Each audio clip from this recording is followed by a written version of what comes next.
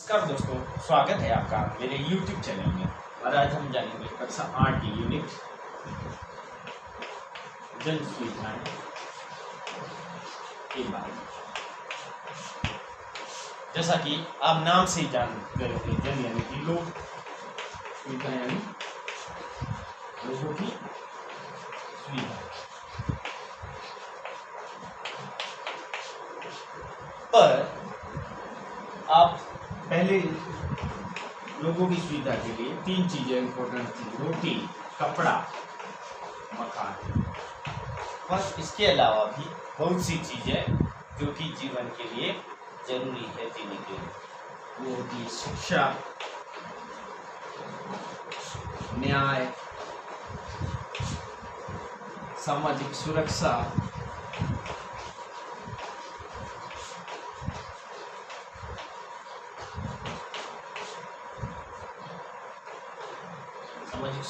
न्याय, पानी, आवागमन के लिए वाहन, सड़कें, नाले नालियां,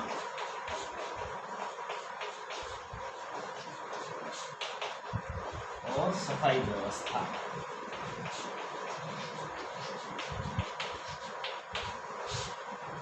ये मूलभूत आवश्यकताएं केवल प्राप्त करने से आम व्यक्ति अपना जीवन बहुत अच्छी तरीके से बिता पाता है और उसे अच्छे से डील कर पाता है। सबसे पहले होती है रोटी। रोटी में कैसे? रोटी में अनाज। कई बार किन्हीं व्यक्तियों की इतनी इनकम नहीं होती जितने की अनाज के भाव। उस कारण गवर्नमेंट द्वारा उनको राशन मुहैया कराया जाता है। राशन मुहैया कराने का मुख्य कारण यही है कि उनकी इनकम, आय उतनी नहीं है जितने का खर्चा है, तो उसके लिए गवर्नमेंट को प्रयास करने पड़ते हैं, क्योंकि यह मूलभूत आवश्यकता है। और दूसरे लोग इन्हीं सुविधाओं का फायदा उठाकर रोटी, कपड़ा, मकान, इनके रेटें थोड़ी हाई होती है, जो कि आम व्यक्ति इनका खर्च नहीं उठा पाता। उस कारण सरकार को इसके लिए लोगों की मदद करनी चाहिए। हालांकि उसके लिए उन्हें भी, व्यक्ति को भी काम करना चाहिए, पर कई बार काम करने के बाद भी उसकी उतनी इनकम नहीं हो पाती जितनी की उसकी आवश्यकता है। उसमें पहला आता है रोटी, तो उसके लिए राशन। दूसरा आता है कपड़ा।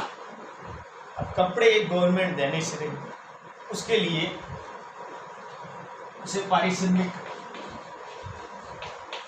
करवाने के लिए उसे कुछ काम चाहिए। अब काम किस प्रकार मिलेगा? कई बार व्यक्ति को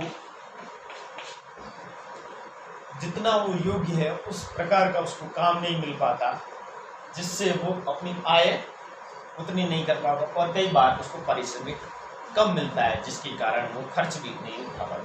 क्योंकि अगर वो रोटी खाएगा तो साथ में सब्जी खाएगा, और उसके अलावा उसके पास पहनने के लिए ढंग का कपड़ा होना चाहिए। जरूरी नहीं वो महंगे ब्रांड का, पर इतना तो हो जिससे वो अपना तन ढक सके और अच्छे से जीवन यापन।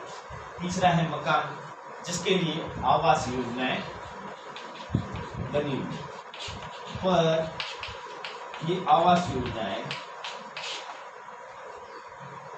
जिनको मिलनी चाहिए उनको, मूलभूत आवश्यकताओं वाले लोगों को नहीं मिल पाती, और इसका फायदा वो लोग उठा देते हैं या फिर वो बिचौलिए उठा देते हैं, जिनको इसके बारे में बहुत ज़्यादा पता होता है, जो ये सुविधाएं बांटने के लिए जिम्मेदार होते हैं। सरकार ने उनको नियुक्त किया होता है कि लोगों की मदद इसके माध्यम से की जाए, तो पर वो लोगों को इसके बारे में सचेत नहीं करते और जिनके पास ऑलरेडी सुविधाएं होती वो इनसे लाख 2 लाख रुपए मिलते हैं वो डकार कर जाते हैं या फिर अपने ऊपर खर्च कर देते हैं और उस कारण उनको लाभ नहीं मिलता। अब ये सरकार ये काम क्यों करे, सरकार की ये जिम्मेदारी क्यों है? तो सरकार की जिम्मेदारी इसलिए है क्योंकि सरकार को अपन ने चुना है और चुना है उसको यह कार्य करना पड़ेगा। उसके लिए अपन टैक्स भी भरते। अब टैक्स किस माध्यम से भरते हैं? टैक्स यानी कि साबुन, यहाँ साबुन, कंघी, पेंसिल या फिर मान लो एक छोटी सी सुई पर भी टैक्स लगता है, जिसे हम आज के टाइम में जीएसटी के नाम से जानते हैं। पहले ऐसे सेल टैक्स वगैरह थे, उन सबको मिला के आज जीएसटी लगता है जो गवर्नमेंट को प्राप्त होता है और उसके माध्यम से गवर्नमेंट रोडें वगैरह और मूलभूत सुविधाएं बना रही है। उसी के माध्यम से सरकारें विकासशील विकसित कार्य देश को विकसित करने के लिए कुछ न कुछ प्रयास करती रहती है। तो इसी प्रकार शिक्षा यह इम्पोर्टेंट है। शिक्षा अगर फ्री में दी जाए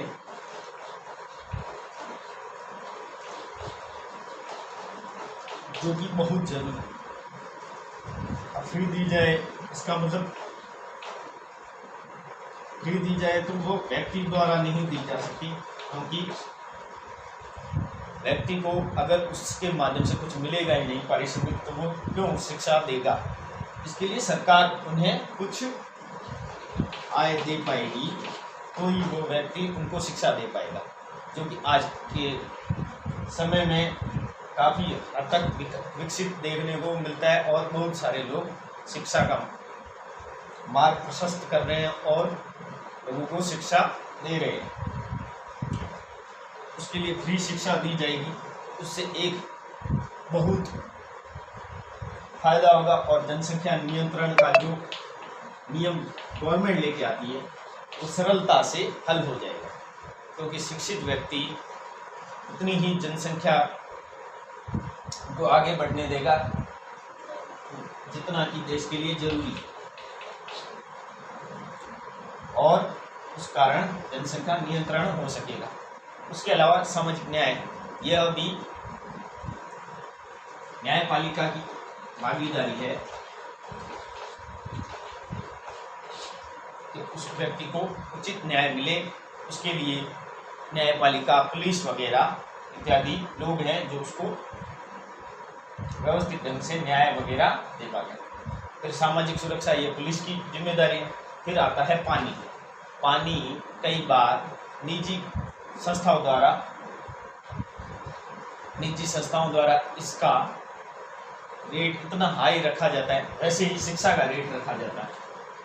अब कई बार शिक्षा में कुछ शिक्षा संस्थान ऐसे हैं जहाँ पर वहाँ पर शिक्षा देने का तरीका अलग अलग है, तो वहाँ पर फीस भी बहुत हाई है। कहीं पर महीने की लाख लाख रुपए फीस है, पर लोग वहाँ पर भी जाते हैं, जिसके कारण दूसरे बच्चे उसकी ओर आकर्षित होते हैं कि उनको ऐसी क्या शिक्षा दी जाती है, हालांकि वहाँ का स्टैंडर्ड बढ़िया होता है। तो सरकार की ये जिम्मेदारी होती है कि सरकारी स्कूलों को इस प्रकार का बनाया जाए जिससे लोग उसकी तरफ आकर्षित हों और ऑटोमेटिकली शिक्षा का स्तर बढ़े। हालांकि अब प्राइवेट सेक्टर में भी कहीं यहाँ पर रोक गवर्नमेंट लगा रही है और कुछ न कुछ आरटीई के माध्यम से गरीब बच्चों को भी शिक्षा मुहैया करवाई जा रही है। उसी के अलावा फिर अगला टॉपिक है पानी टैंकरों द्वारा, निजी कंपनियों द्वारा चलाए जाते हैं, जिनकी रेट बहुत हाई होती है, जो कुछ चंद लोगों को ही आवश्यकताओं की पूर्ति करती है। उसी प्रकार आवागमन है, वाहन की सुविधा है। अब रेल यात्री है, उसके लिए रेल का माध्यम बहुत सिंपल होता है, क्योंकि रेल का खर्च कम होता है और उसमें आने जाने में उसको कम खर्चा लगता है। इस कारण वो रेल का उपयोग करता है। उसके अलावा एक बस है जो सरकारी माध्यम से चलती है और सरकार उसके ऊपर खर्च करती है और उससे वो व्यक्ति आवागमन में बहुत ही सुविधा मिलती है। क्योंकि निजी वाहन, अगर केवल निजी वाहन चलेंगे तो वो मनमाने ढंग से अपनी रेटें वसूल करेंगे। उसके अलावा सड़कें होंगी तो वाहन चलेंगे और आने जाने की सुविधाएं मुहैया होगी और आसानी से आ जा सकेंगे। तीसरे नालियाँ होने से जो पानी की निकासी होती है, गंदे पानी, वो सरलता से हो पाएगी, जिसके कारण सफाई व्यवस्था बहुत ही अच्छी रहेगी। उसके लिए सफाई व्यवस्था के लिए कहीं कहीं कचरा पात्र भी रखे गए हैं। इसी माध्यम से जन सुविधाएं चलती रहती हैं। जन सुविधाओं में इसके अलावा समय के साथ साथ अब टेक्नोलॉजी का उपयोग हो रहा है, जिसके द्वारा लोग मोबाइल के द्वारा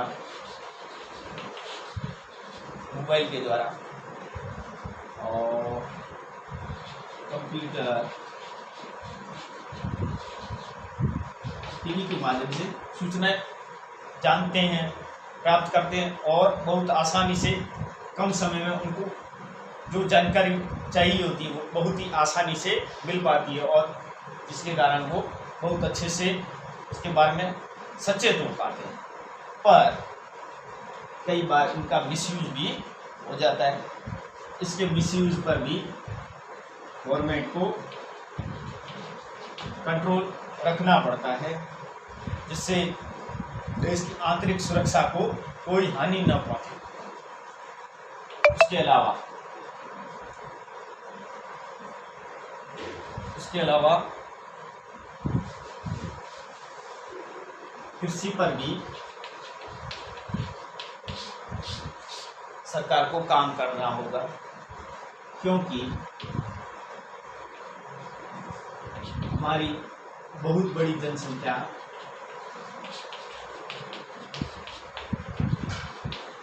इसमें लगी हुई है, जिसको मूलभूत लाभ मिल नहीं पा रहा और कई बार कुछ लोग अनुचित लाभ के लिए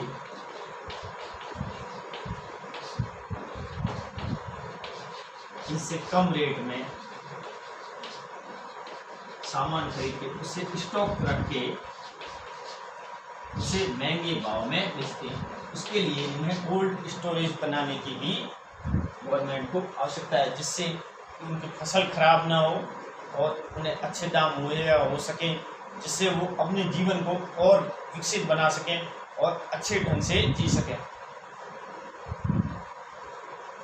आई होप आपको ये चीज़ें समझ में आई हो। अगर मेरा ये चैनल पसंद आया हो, please like and subscribe my YouTube channel. जय हिंद, जय भारत, भारत माता की जय।